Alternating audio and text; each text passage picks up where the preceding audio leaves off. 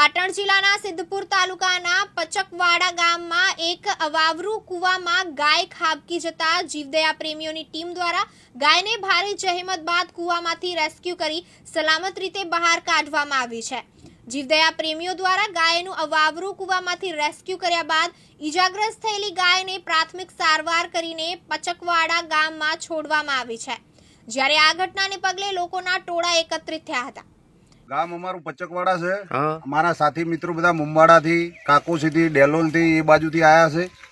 ગગુભા છે, મહેશભાઈ છે। આ ગાયનું રેસ્ક્યુ કર્યું છે। બરાબર। કૂવામાં પડી ગઈ હતી ગાય।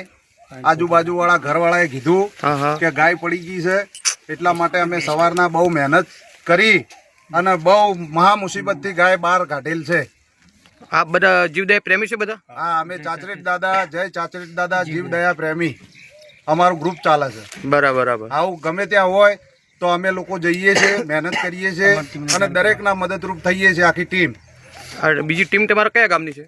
અમારા પચકવાડા છે, આજુબાજુ બામણવાડાની ટીમ છે, કાકોસીની ટીમ છે, જય ચાચરેટ દાદા ટીમ છે, અમારા ભાઈ ગૌ નું મોટું ચલાવે છે ટીનાભાઈ, હા, ગૌરક્ષક છે, બરોબર। અને આવા બધા ઘણા અનેક કામ કર્યા છે અમે। આપનો પરિચય? મારું નામ મહેશભાઈ અમૃતભાઈ દેસાઈ, ગામ પચકવાડા, તાલુકો સિદ્ધપુર, જિલ્લો પાટણ। કેમેરામેન પ્રવીણ પંચાલ સાથે ઉપેશ પંચાલ, દિવ્યાંગ ન્યૂઝ, પાટણ।